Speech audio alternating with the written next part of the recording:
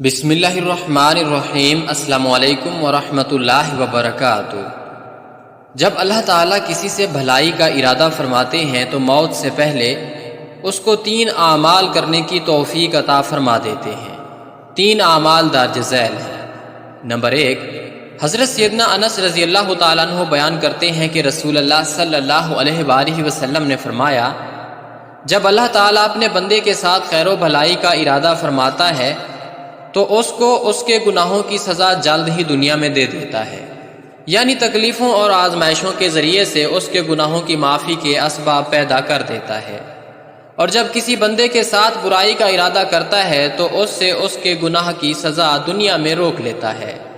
یہاں تک کہ قیامت والے دن اس کو پوری سزا دے گا۔ نمبر 2، حضرت عائشہ صدیقہ رضی اللہ تعالیٰ عنہ سے مرفوعاً روایت ہے کہ جب اللہ تعالیٰ کسی بندے کے ساتھ خیر کا ارادہ فرماتا ہے تو اس کے مرنے سے 1 سال پہلے ایک فرشتہ اس کے پاس بھیج دیتا ہے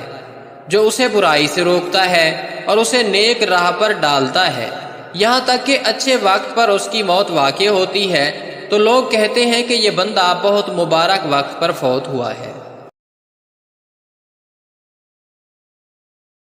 نمبر 3، علماء نے لکھا ہے کہ جو شخص حسن خاتمہ کا خواہش مند ہو اس کو یہ دعا کثرت سے مانگنی چاہیے، ربنا لا تزغ قلوبنا بعد اذ ہدیتنا وہب لنا من لدنک رحمہ انک انت الوہاب۔ اس دعا کی برکت سے انشاءاللہ خاتمہ بالخیر نصیب ہوگا۔ اسی طرح فقہاء کرام نے لکھا ہے کہ مسواک کی سنت کے منافع میں سے موت کے وقت کلمہ شہادت کا یاد آنا بھی ہے، لہذا مسواک کا بھی خوب اہتمام کرنا چاہیے۔ یہ عمل بھی حسن خاتمہ کے لیے بہت مفید ہے۔ حضرت عبد الرحمن سے روایت ہے کہ میں حضرت عبداللہ بن عمر رضی اللہ تعالیٰ عنہ کے پاس پہنچا،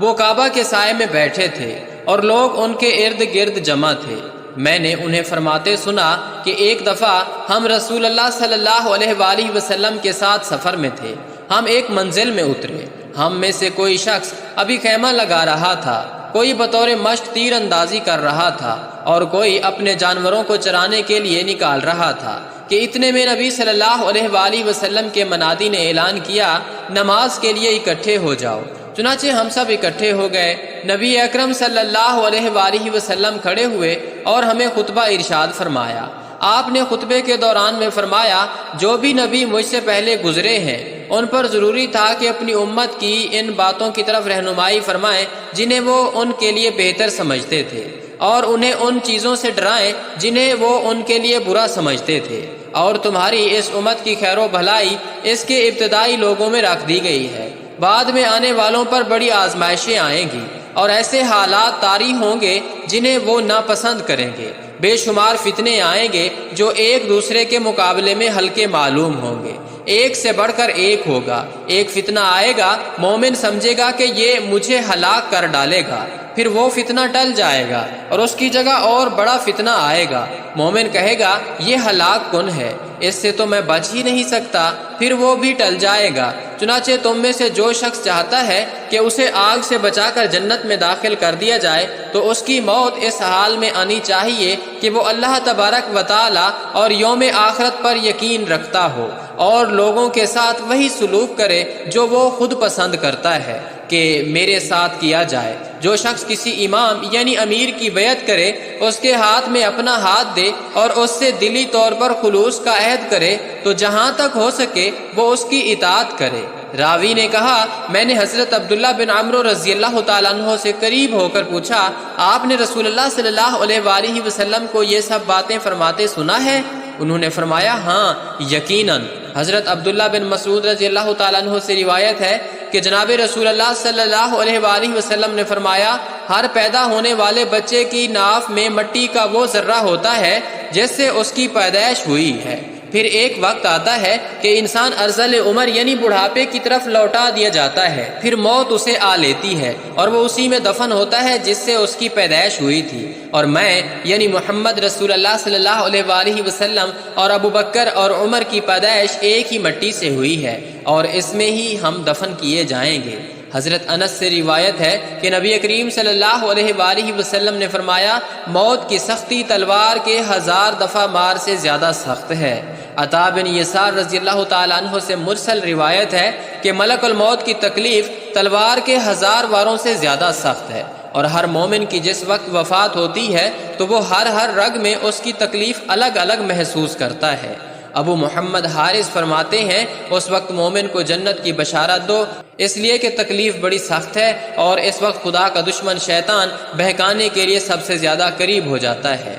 ایک حدیث میں ہے کہ قبض روح کی کم سے کم تکلیف بھی تلوار کے 100 واروں کے برابر ہے۔ رسول کریم صلی اللہ علیہ وآلہ وسلم نے فرمایا، جب اللہ تبارک و تعالیٰ کسی بندے کے ساتھ خیر اور بھلائی کا ارادہ کرتا ہے تو اسے توشہ دیتا ہے۔ کہا گیا کہ اسے کیا توشہ دیتا ہے؟ تو رسول کریم صلی اللہ علیہ وآلہ وسلم نے فرمایا، اس کی موت سے قبل اللہ تعالیٰ اس کے لیے اعمال صالح آسان کر دیتا ہے، اور پھر ان اعمال صالح پر ہی اس کی روح قبض کرتا ہے۔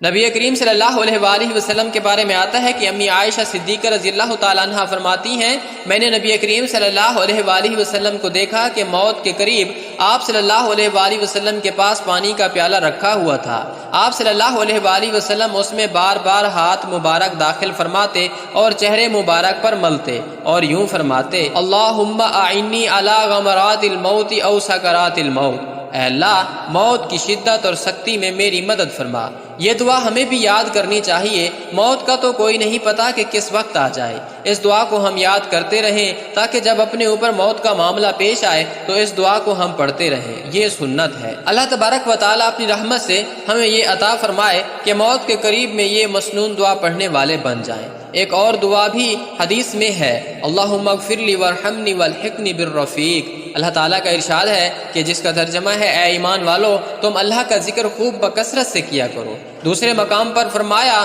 کہ جس کا ترجمہ ہے، اور بکثرت اللہ کا ذکر کرنے والے مرد اور اللہ کا ذکر کرنے والی عورتیں، ان سب کے لیے اللہ تعالیٰ نے مغفرت اور اجر عظیم تیار کر رکھا ہے۔ خوب سمجھ لو کہ اللہ تعالیٰ کے ذکر سے ایمان کی حفاظت کر کے حسن خاتمہ کی سعادت کو حاصل کیا جا سکتا ہے۔ چنانچہ حضرت معاذ بن جبل رضی اللہ تعالیٰ عنہ نے اپنے قریبی ساتھی اسود بن ہلال جو ایک بہت بڑے تابعی تھے سے کہا کہ ہمارے پاس کچھ دیر تک بیٹھ جاؤ تاکہ ایمان تازہ کریں۔ اس کا مطلب یہ ہے کہ دنیاوی دھندوں میں پڑ جانے سے انسان کے اندر کچھ نہ کچھ غفلت طاری ہو ہی جاتی ہے، تو پھر اللہ تعالیٰ کے ذکر سے اس غفلت کی ظلمت زائل کر کے اپنے ایمان کو مرتے دم تک محفوظ کریں تاکہ خاتمہ بالخیر کی سعادت حاصل ہو سکے۔